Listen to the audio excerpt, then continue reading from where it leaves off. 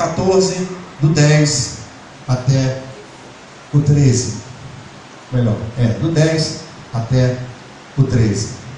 Quem achou, diga amém, querido. Amém. Glória a Deus. Então vamos ler. Daqui a pouco vai estar ajustando ali, a gente vai estar vendo aqui no telão. Do 10 até o 13. E chegando Faraó, os filhos de Israel levantaram os olhos, e eis que os egípcios vinham atrás deles, e temeram muito. Então os filhos de Israel clamaram ao Senhor. Versículo 11 diz assim: disseram a Moisés: será por não haver sepulcros no Egito que nos tiraste de lá, para que morramos nesse deserto? Por que nos trataste assim, fazendo-nos sair do Egito? Não é isso o que te dissemos no Egito? Deixa-nos para que sirvamos aos egípcios, pois melhor nos fora servir aos egípcios do que morrermos no deserto. Moisés, porém, respondeu ao povo: não temais, aquietai-vos e vede o livramento do Senhor, que hoje vos fará, porque os egípcios que hoje vedes, nunca mais os tornareis a ver. O Senhor pelejará por vós, e vós vos calareis. Você pode se assentar, querido, por favor, em nome de Jesus. Glória a Deus. Queridos, todos nós, um dia, já tivemos ou vamos estar numa situação de grande dificuldade. Numa situação onde parece que as nossas mãos estão amarradas, parece que a gente não pode fazer nada. Todo mundo um dia já se sentiu impotente. Quem já se sentiu assim, diga glória a Deus, querido. Todos nós já nos sentimos assim. Eu quero que você transfira um pouquinho, sua mente para o texto e tente se imaginar, nessa situação que o povo estava. E você pode pensar assim: olha, isso foi uma estratégia errada, Moisés deu a direção errada, Deus se enganou. Não. No capítulo 14, versículo 1, diz assim, se você puder acompanhar, diz assim: disse o Senhor a Moisés: fala aos filhos de Israel que retrocedam e se acampem de fronte a Piaiote, entre Migdol e o mar, diante de Baal-Zefon, em frente dele vos acampareis junto ao mar. Disse o Senhor: fala aos filhos de Israel que retrocedam. Preste atenção, queridos. Há momentos em que Deus, para nos mostrar a sua glória, para nos mostrar o seu poder, vai fazer com que as coisas pareçam que estão fora de controle.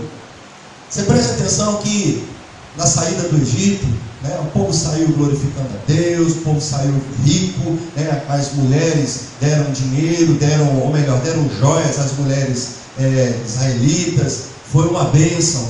Mas no meio do caminho, a palavra diz que o Senhor endureceu o coração de Faraó, porque havia um propósito, havia um desejo de Deus soberano em ainda mostrar para aquele povo que Ele era Deus sobre todas as coisas. Diga glória a Deus por isso, querido. E assim Deus mudou o curso.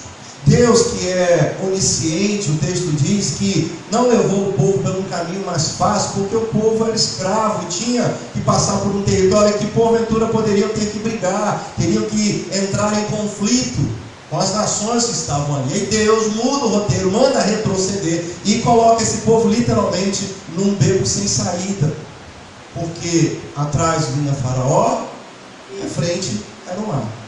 E por isso é o tema da mensagem de hoje: em frente ao mar. O que fazer?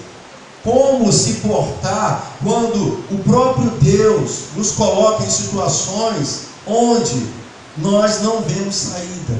Eu quero que você entenda, querido, que Deus em momento nenhum perdeu o controle do que estava acontecendo. Diga glória a Deus se você crê nisso, querido. E da mesma forma, Deus em momento nenhum perdeu o controle do que está acontecendo na sua vida. Por mais que as coisas pareçam um pouco desorganizadas, Deus ainda tem o controle de tudo. Deus ainda é Senhor. Deus ainda vai levar a cada um de nós ao destino traçado em seu coração. O grande problema é que muitas vezes nós nos esquecemos disso.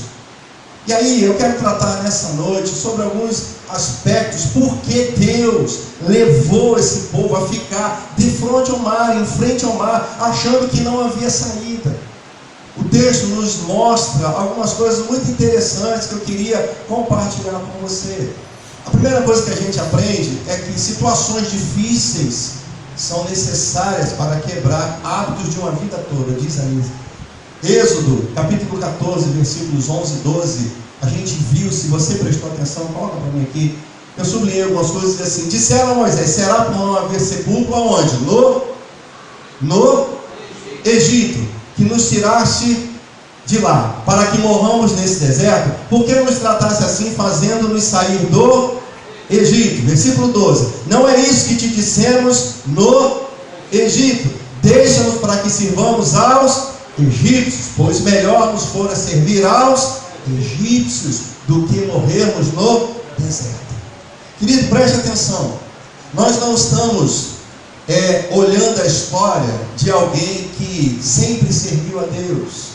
Nós não estamos vendo a história de alguém que tinha intimidade com Deus. Para esse povo, Deus era alguém bem distante. Para esse povo, Deus, a referência de Deus eram os deuses do Egito. Toda aquela idolatria do Egito permeou a vida e o imaginário daquele povo durante mais de 400 anos. E aí você vê que criou-se um hábito de que melhor é no Egito, porque esse povo foi nascido e criado no Egito, e agora abriu uma oportunidade para o novo. Quantas gerações, ainda que fossem o povo de Deus, ainda que fossem a nação eleita, mas a vida imprime marcas na nossa vida, querido. A vida tatua coisas em nós, a vida nos impõe coisas, e Deus precisou levar esse povo a um patamar de impotência para arrancar hábitos de uma vida toda. Eu estava ontem, Valéria conversando comigo, minha esposa, e ela está lendo um livro, e ela fez no livro, o autor faz uma comparação entre os crentes que vêm oriundo de outras igrejas e que trazem de outras religiões e entram para o Evangelho carregando ainda hábitos. E o autor faz um paralelo muito interessante sobre Pedro, e Simão o mágico. Aquele homem, andou, no livro de Atos fala que aquele homem, quando viu o que os apóstolos faziam, ele quis comprar, ele falou: isso me interessa. Mas por quê? Porque ele veio a vida toda lidando com o ilusionismo, lidando com a ilusão, enganando o povo. E quando ele viu o poder de Deus na vida, ele quis aquilo para si. E aí o autor diz que hoje, dentro da igreja, há muitos profetas com raízes de outras religiões, que trazem toda uma bagagem daquilo que viveram, daquilo que foi imprimido no seu coração. A nossa vida também, queridos, a gente não chega no Evangelho perfeito. Ninguém chegou na igreja, ninguém chegou a conhecer o Evangelho, perfeitamente em ordem a sua vida. Todos nós temos problemas, todos nós temos marcas, todos nós temos uma história. Diga glória a Deus por isso, querido. Então, quando a gente chega nisso, isso precisa ser tirado. E aí Deus usa algumas situações para glorificar o seu nome através das dificuldades que Ele permite na nossa vida. Nem toda dificuldade é o diabo, querido. Nem tudo que a gente passa de ruim é o diabo colocando a mão, não. A gente sabe, e você vai ver um texto aqui, que Deus disse: olha, eu serei glorificado nessa situação. Diga glória a Deus por isso, meu amado. Deus vai glorificar o nome dele na nossa vida quando nós entendemos que hábitos de uma vida inteira precisam ser deixados para trás. Em quem esse povo confiava visivelmente? Nos deuses do Egito. Por quê? Se a gente for lá para o capítulo 32 de Êxodo, você vai ver que na primeira oportunidade, aquele povo fez para si um bezerro de ouro. Por quê? Porque o referencial de Deus eram os deuses do Egito. Eles precisavam tocar, eles precisavam ter o visual de algo que eles pudessem crer. Mas só que o nosso Deus é invisível, mas é real. Repito, o meu Deus é invisível, mas é real. Diga glória a Deus por isso, querido. Entenda isso. Então, quando a gente chega para o Senhor, a gente chega todo quebrado, a gente chega com o hábito de uma vida inteira, e Deus usa situações difíceis para quebrar esses hábitos. Pense um pouquinho em você, querido.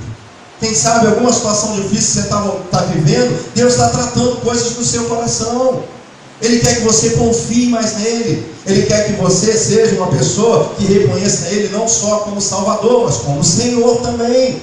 Deus quer mostrar em situações difíceis que não é na tua força, mas é no braço do Senhor. Amém, meus amados? Então, por que Deus permite? Por que Deus nos conduz a situações que parecem intransponíveis? Para quebrar hábitos da nossa vida. Pense um pouquinho na sua vida. Você não tem hábitos que certamente quando é confrontado com a palavra você fala assim, mas eu sempre fiz isso. Por que o Evangelho está querendo me mudar? Sempre foi assim. Isso é uma tradição de família. Comportamentos, pensamentos, coisas que já estão pré-definidas no seu coração, porque você foi ensinado dessa forma, e isso entrou como uma verdade absoluta. Quando a gente chega e se confronta com a verdade do Evangelho, essas verdades humanas precisam ser quebradas, querido. Porque a verdade, querido, é que liberta. Glória a Deus, querido. E a verdade de Deus. E a gente precisa entender.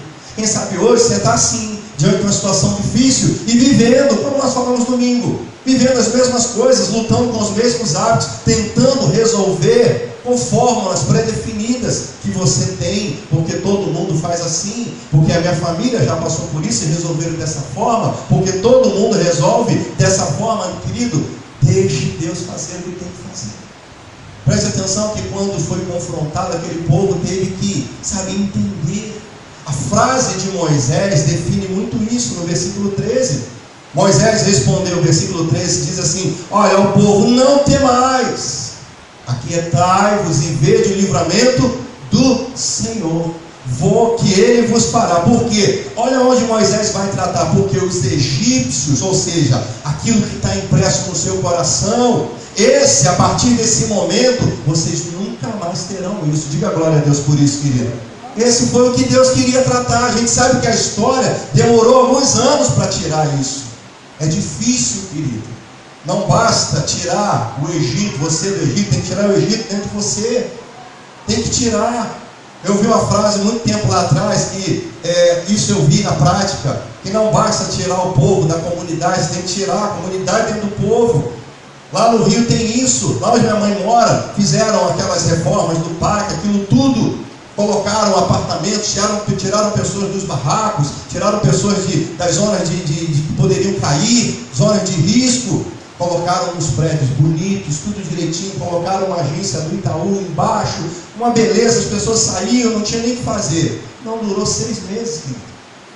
Aqueles apartamentos viraram de novo uma favela.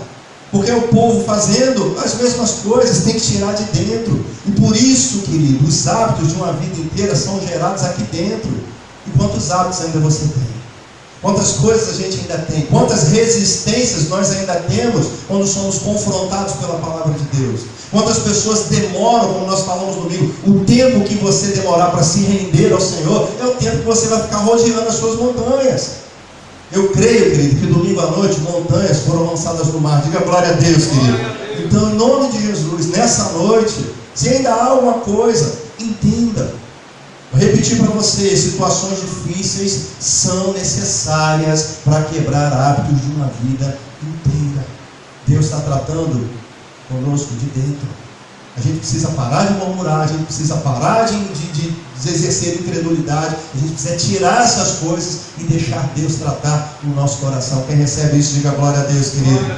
A outra coisa que o mar colocou em frente ao mar, há um princípio que diz assim: quando estamos pressionados de todos os lados, a única coisa a fazer é olhar para cima. Repita comigo: a única coisa a fazer é olhar para cima. Diga assim: eleva os meus olhos para os montes, porque é de lá que vem o meu socorro. Repita comigo: o meu socorro vem do Senhor, que fez o céu e a terra. Dê glória a Deus, querido, por isso. Capítulo 14, versículo 21 e 22 diz assim: então Moisés estendeu a mão sobre o mar, e o Senhor, por um forte vento oriental que soprou toda aquela noite, fez retirar-se o mar, que se tornou terra seca, e as águas foram divididas. Versículo 22: os filhos de Israel entraram pelo meio do mar em seco, e as águas lhe foram com o muro à sua direita e à sua esquerda. Preste atenção, querido. Não tinha para onde olhar. Não tinha. Aonde que Deus coloca essas situações, nos joga em frente ao mar, para que a gente olhe para cima. Normalmente o último lugar que a gente olha é para cima. A gente fica procurando para tentar por baixo, por os lados, para a direita. A gente quer fugir, a gente quer enfrentar no nosso braço. Mas o que Deus nos ensina quando Ele nos coloca em frente ao mar, permitido, direcionado por Ele, situações difíceis, preste atenção, porque Deus quer que você mude o seu olhar. Olhe para cima, querido. Olhe para cima. O livro de Abacuque mostra isso também. Todos nós conhecemos essa passagem que o profeta diz assim: por-me-ei na minha torre de vigia. Torre, lugar alto, longe da terra, perto do céu. Eu vou para lá para ver o que o meu Deus tem para falar comigo, qual é a resposta que Ele vai me dar. Antes de subir, Abacuque está assim: até quando, Senhor, eu vou clamar e o Senhor não vai me ouvir? Até quando a justiça vai se afrouxar? Até quando o ímpio vai prevalecer? Até quando? Até quando? Por quê? A visão está no problema, a visão está no mar, a visão está nos egípcios, a visão está onde não há saída. Mas a nossa saída, querido, Davi falou muito bem: eu tenho que elevar, olhar para cima, porque é do alto que vem o meu socorro. A gente muitas vezes, meus amados, resiste tanto a isso. Isso é tão bonito de falar, é tão bonito de ouvir, a gente fala com tanta alegria isso, eleva os meus olhos, mas na prática você tem elevado os seus olhos para o céu? Você tem olhado para o Senhor, entendendo que é de lá que vem o teu socorro? Não pense você, querido, que não é o diabo que encurralou o povo, foi Deus que colocou, ele precisava mudar. E aí Moisés mostra, quando ele levanta o seu cajado, ele vê que o vento vem do alto, o vento vem da parte de Deus, o socorro vem de Deus. Não foi Moisés que abriu o mar, não foi por obra do povo, mas foi do Senhor soprando do teu alto sublime trono, a autoridade de Deus. Deus liberou poder, aquele vento veio e dividiu o mar, toda noite aquele vento soprou. É do alto, querido. Não confie no homem, não vá buscar recursos nos homens. Se a situação está difícil, preste atenção, você tem que olhar para Deus. Diga amém por isso, querido. É para o alto. E quantas vezes nós estamos assim, olhando para a terra, procurando resposta no até quando daqui. E Deus está dizendo: querido, vá para um lugar mais alto, vem para perto de mim, olhe para mim. Quando a gente está pressionado, não tem outro lugar para olhar, querido. Você vai sentir uma paz que você nunca sentiu. Porque a Bíblia diz que a paz que Deus dá, ela excede o nosso entendimento. Diga glória a Deus, meu amado. Repita comigo: a paz que o meu Deus me dá, ela excede, diga, ela excede todo o meu entendimento. E não só isso, também ela guarda o meu coração e os meus sentimentos em Cristo Jesus. Jesus disse: olha, eu não dou a paz que o mundo dá, mas eu dou a minha paz, querido.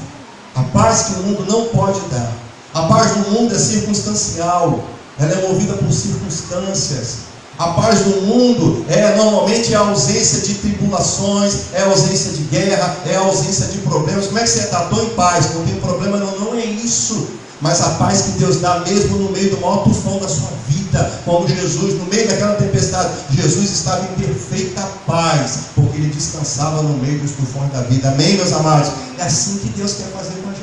Que você nessa noite receba a paz de Deus, receba a paz que vem do alto. Jesus falou assim, o Senhor disse assim: João, olha, o homem não pode receber coisa alguma se do alto, se do céu não lhe for dada. Paulo diz assim: pensai nas coisas lá do alto.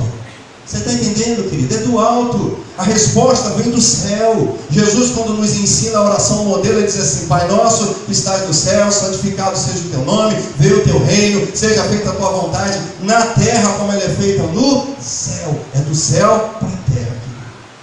Por que você está buscando resposta em coisas terrenas? Por que você está como Abacuque, impressionado com o problema, dizendo: Senhor, até quando esse mar vai estar aqui? Até quando esse problema vai estar aqui? Até quando, querido? Deus está falando para você, querido, se desloca um pouquinho, vem mais para perto de mim, olhe para o céu. Moisés está dizendo: olha, vejam o livramento que o Senhor vos dará.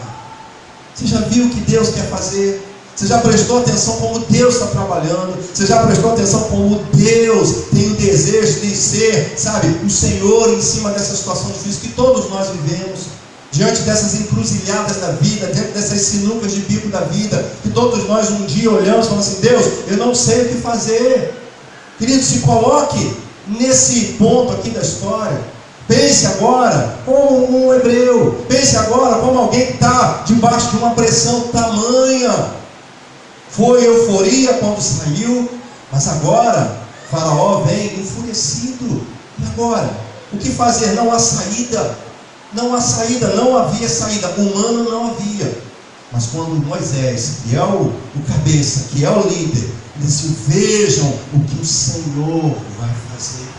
Querido, eu quero declarar sobre a sua vida que nessa noite seus olhos estejam abertos para ver o que Deus está fazendo, aquilo que você não está vindo, o que você não está vendo. Eu quero dizer para você, nessa noite você vai passar a ver. E o egípcio, aquele problema aqui, sabe, aqueles hábitos, aquela situação que está atrás, tirando o seu olhar do céu e fazendo olhar para a terra, esse olhar você nunca mais vai ter, em nome de Jesus. Quem recebe, diga glória a Deus, querido. Em nome de Jesus, olhe para o alto. Olhe para o alto, olhe para o alto, porque é de lá que vem o seu socorro. Quem recebe, diga glória a Deus, querido. A outra coisa que a gente recebe quando está em frente ao mar e sabe que Deus vai trabalhar, repita comigo: se o Senhor vai receber a glória, é Ele que deve lutar e não nós. Diga para o assim: nessa peleja não é você que tem que lutar. Diz assim para ele: o Senhor pelejará por vós. Diga glória a Deus por isso, querido. O texto diz exatamente isso, versículo 14 e 4. O Senhor pelejará por vós e vós vos calareis. Para de falar um pouquinho, querido. Para de falar, fecha um pouquinho. Deixa Deus trabalhar, aquietai-vos e saber que eu sou Deus. Isso a gente fala muito. Quando a gente fala, a gente escuta pouco. Quando a gente se aquieta, aquietar não é só ficar quieto, não, é descansar, é entregar ao Senhor o controle, dizer: Deus, eu não posso fazer, mas eu vou me aquietar. Aquieta a minha alma. Se a tua alma está em turbulência, que a paz de Deus, aquela que excede o tempo, aquiete a tua alma nessa noite. Feche um pouquinho a tua boca, preste atenção no que Deus está fazendo. Preste atenção, versículo 4 diz assim: endurecerei o coração de Faraó para que os persiga, e serei glorificado em Faraó e em todo o seu exército, e saberão os egípcios que eu sou o Senhor. Repita comigo: saberão que eu sou o Senhor. Eles assim o fizeram. Preste atenção, querido. A glória é de Deus, o trabalho é de Deus. O seu trabalho é descansar. Levante a sua mão e diga assim: o meu trabalho é descansar, querido. E descansar para crente é difícil, querido, porque a gente é muito agitado, a gente fala demais, a gente quer fazer demais, a gente quer colocar a mão onde não dá, a gente quer fazer além das nossas forças. Isso não é fé, não, querido. Isso não é fé, isso é desespero, isso é ansiedade, isso é impaciência. Deus quer que você descanse. Deus quer que você olhe para o alto, veja o livramento. Deus já disse aqui: eu pelejarei por vós, eu vou endurecer o coração de Faraó e eu serei glorificado em Faraó. Diga glória a Deus, meu amado. É Deus, a glória é de Deus. Qual é o meu trabalho nisso, pastor? Ser um instrumento para refletir a glória de Deus, querido. Quando você se aquietar, quando você fechar sua boca, quando você ativar os seus olhos e ver o livramento que Deus vai fazer, Deus será glorificado na sua posição.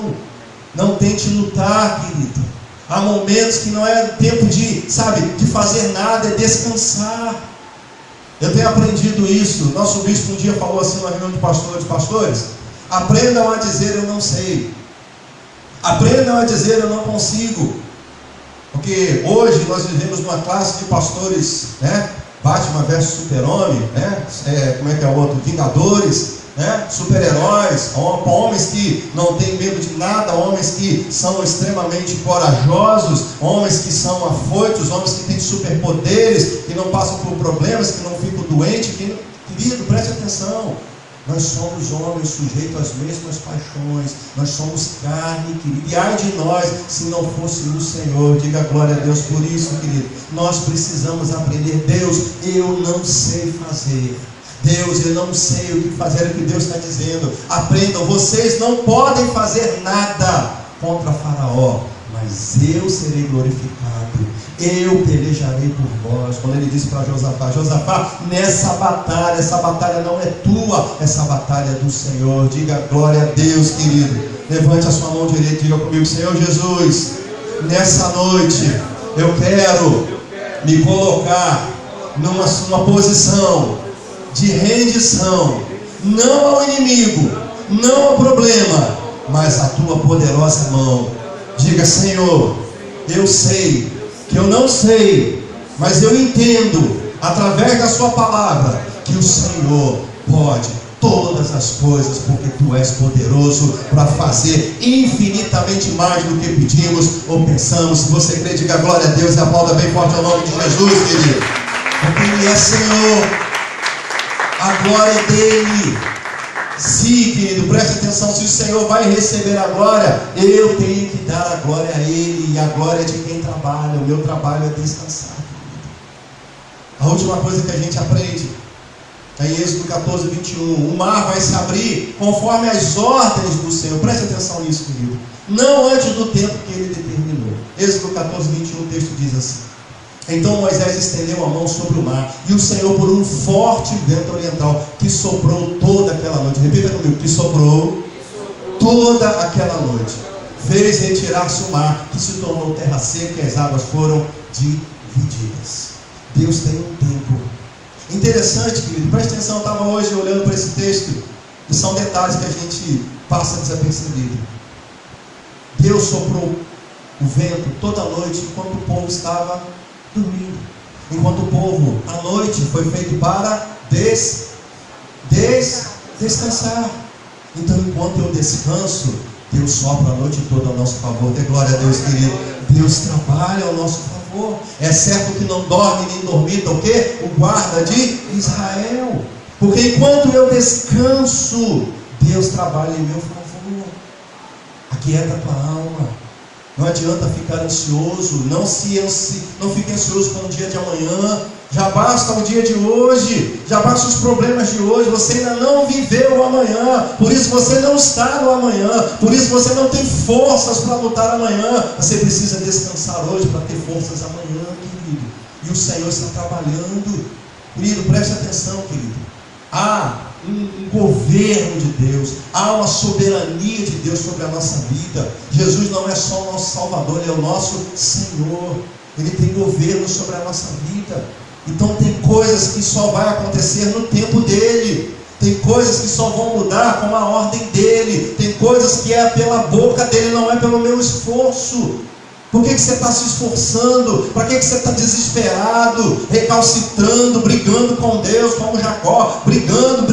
Não, eu quero a minha bênção. Querido, renda-se, entregue ao Senhor, guarde o teu coração. Tudo vai acontecer no tempo determinado por Deus, tudo vai acontecer segundo a palavra de Deus, querido. O mar vai se abrir, as muralhas vão cair, Jesus vai vir, as coisas vão acontecer, mas é no tempo dele, meu amado.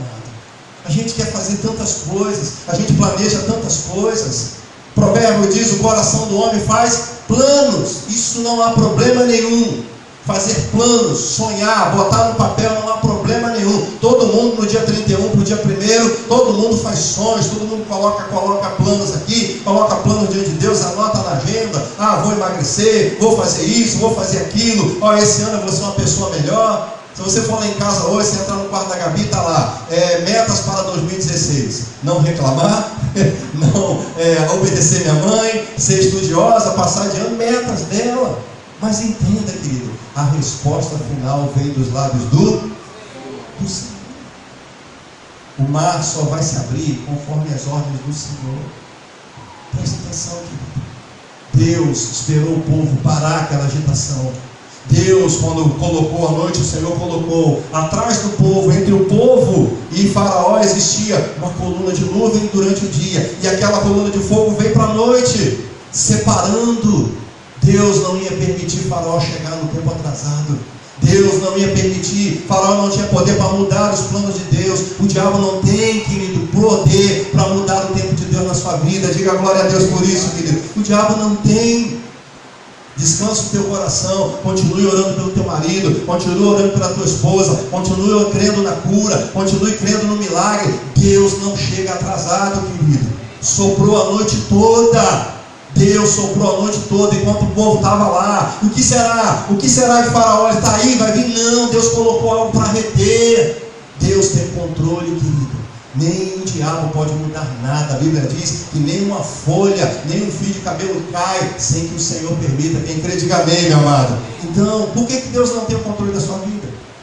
Por que Deus não pode resolver isso? Por que Deus não pode nos tirar? Ainda que Ele nos leve para frente do mar, o texto diz, bota lá para mim, João Felipe, por favor, querido. Versículo 21, fez retirar-se o mar, que se tornou terra seca, e as águas foram divididas. Mas antes disso acontecer, existiu o mar, existiu o problema. É maior do que nós, mas o problema não é maior do que Deus, querido. As situações não são maiores do que Deus. E se Deus é por nós, quem será contra nós? Guarde isso no seu coração. Deus vai abrir. Hoje você está de frente ao mar, mas Ele não tem poder para reter a vontade de Deus. Tudo que está impedindo você ir, ainda que o Senhor te leve para uma situação difícil, Ele está no controle, querido. Enquanto você estiver descansando, Deus vai soprar. Se você está recebendo essa palavra, está gerando fé no seu coração, está mexendo um pouquinho com a sua cabeça, está fazendo você mudar de postura, saiba que nessa noite Deus está soprando um vento ao teu favor, querido. Deus está soprando coisas ao teu favor. Descansa. Não pense no amanhã, pense hoje. Dê glória a Deus hoje. Confie no Senhor hoje. Amanhã Deus vai te dar força, vai renovar a sua fé, vai renovar as misericórdias, vai colocar uma nova visão no seu coração. E hoje, querido, se você sair daqui de posse dessa palavra, esses egípcios que você veio hoje, nunca mais você vai ver. Diga glória a Deus e aplauda o Senhor, querido, em nome de Jesus. Eu queria convidar você a ficar de pé nessa noite, porque nós queremos orar pela sua vida.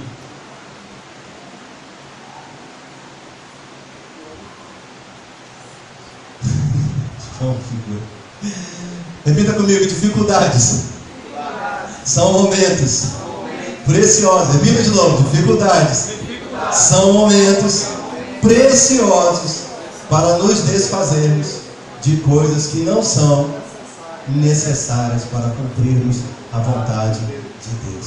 Isso quem falou foi o nosso fundador, bispo Roberto Macalester.